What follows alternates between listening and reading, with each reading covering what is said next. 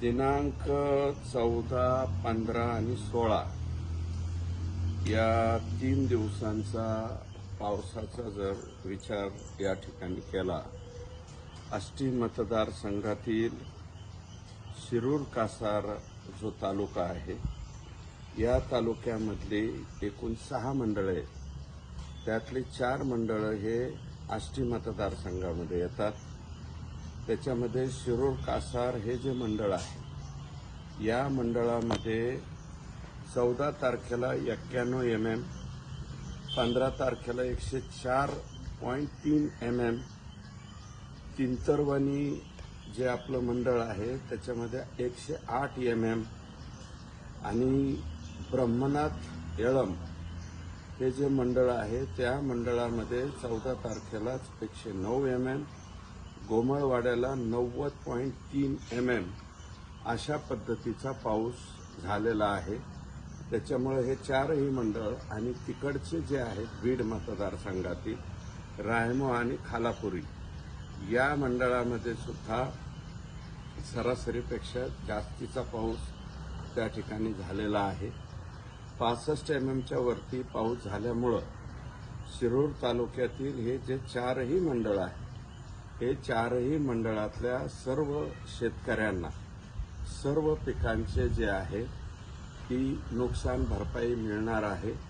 आत्ता जे पंचनामे चालू आहेत ते बेलपारा, सिंदफाना, कापरी आणि किना या नद्यांना आलेल्या पुरामुळं जे नदीच्या कडेने नुकसान झालेलं आहे त्याच्या संदर्भामध्ये ते पंचनामे चाललेले आहेत. म्हणजे एकंदरीत शिरूर तालुक्यातल्या या 4ही मंडळातल्या शेतकऱ्यांना सर्व शेतकरी जे आहेत ते मदतीसाठी पात्र ठरतात. त्याच्यामुळे सर्वांना त्या ठिकाणी मदत मिळणार आहे हे नम्रपणे या ठिकाणी मी सांगतो. त्याच्यामुळं आमचे पंचनामा झाला पाहिजे, आमचा पंचनामा झाला पाहिजे अशा प्रकारची जी ओरड चालू आहे, तर इतर शेतकऱ्यांनी पंचनाम्याच्या बाबतीत तक्रार देऊच नका, कारण तुम्ही सर्वच्या सर्वजण त्या याच्यासाठी पात्र झालेला आहे. त्याच्यानंतर पाटोदा तालुका आहे. पाटोदा तालुक्यातील 14 तारखेला पाटोदा मंडळामध्ये 67.8 mm पाऊस त्या ठिकाणी झालेला आहे. दासखेड मंडळामध्ये 16 तारखेला 67 mm पाऊस झालेला आहे. थेरला मंडळामध्ये 14 तारखेला 86 mm आणि 16 तारखेला 68 mm दोनदा अतिवृष्टी त्या ठिकाणी झालेली आहे. अंमळनेरमध्ये 16 तारखेला 86 mm पाऊस झालेला आहे आणि लगतचं कुसळम जे आहे त्या कुसळमला सुद्धा त्याच प्रमाणामध्ये पाऊस झालेला आहे. त्याच्यामुळं पाटोदा तालुक्यातलंही 5ही मंडळ या ठिकाणी सर्वच्या सर्व हे मदतीसाठी पात्र आहेत. त्याच्यामुळं सरसकट जे आहे ते सर्वच शेतकऱ्यांना या ठिकाणी मदत मिळणार आहे. त्याच्यामुळं लोकांनी चिंता करण्याचं काही कारण नाही.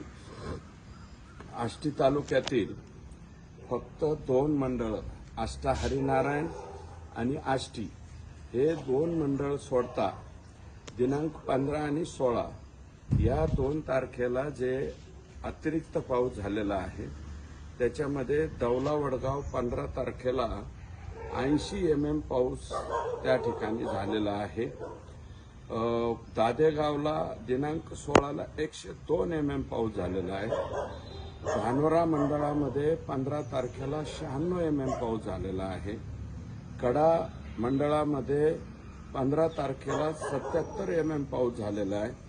धामणगाव मंडळामध्ये 15 तारखेला 66.3 mm पाऊस झालेला आहे. डोयठाण मंडळामध्ये 15 तारखेला 66 mm आणि 16 तारखेला 86 mm आणि हे जे रेनगेज आहे डोयठाणला आहे, परंतु पलीकडे सुरडी पंचायत समिती गणातली जी गावं आहेत महिंद्यापासून हातोला खलाटवाडीपर्यंत या संपूर्ण परिसरामध्ये प्रचंड पाऊस, यापेक्षा सुद्धा जास्तीचा पाऊस त्या ठिकाणी झालेला आहे. टाकळसिंग मंडळामध्ये दिनांक 15ला 67 mm पाऊस झालेला आहे. त्याच्यामुळं आत्ता जे पंचनामे चाललेत ते खरडून गेलेली जमीन, बुजलेल्या विहिरी, त्याच्यानंतर घरामध्ये पाणी कोणाकोणाच्या शिरलेलं आहे, त्याच्यानंतर शेतकऱ्यांच्या पिकांचं कोणतं कोणतं नुकसान अतिरिक्त तिथं झालंय, फळबागाचं नुकसान झालंय, याच्या संदर्भातले पंचनामे त्या ठिकाणी चालू आहेत. म्हणजे इतर शेतकऱ्यांना असं वाटतंय की बाबा आम्ही वंचित राहतो का, तर तसं काही होणार नाही. या 8 मंडळामध्ये गवला वडगाव, दादेगाव, धानोरा, कडा, धामणगाव, डोयठाण आणि टाकळसिंग या 8ही मंडळामध्ये अतिरिक्त पाऊस झालेला असल्यामुळं त्या ठिकाणी सर्वच्या सर्व शेतकरी हे मदतीसाठी पात्र ठरतात. त्याच्यामुळं शेतकऱ्यांनी याच्या बाबतीमध्ये चिंता करू नये अशा प्रकारची विनंती आहे. आणि प्रत्येक आमचा कर्मचारी, मग तो तलाठी असेल, आमचा ग्रामसेवक असेल, आमचा कृषी सहाय्यक असेल किंवा हे कर्मचारी तिथे पंचनाम्याला गेल्याच्या नंतर माझ्याकडे अगोदर चला अशा प्रकारची ओढाओढी त्या ठिकाणी काही ठिकाणी होते. अशा प्रकारच्या कंप्लेंट्स इथे येत आहेत. तेव्हा 2 दिवसात किंवा 3 दिवसात हे पंचनामे होणार नाही. नुकसान प्रचंड आहे. पुढची 5-7 दिवस याच्या पंचनाम्याला लागू शकतात. त्याच्यामुळे शेतकऱ्यांनी घाबरून जाऊ नये. कोणीही जे कोणी या महापुराचा जो कोणी याच्यामध्ये बाधित झालेला असेल त्या प्रत्येक व्यक्तीला या ठिकाणी मदत मिळणार आहे. त्याच्यामुळं कोणीही गडबड करू नये अशा प्रकारची विनंती.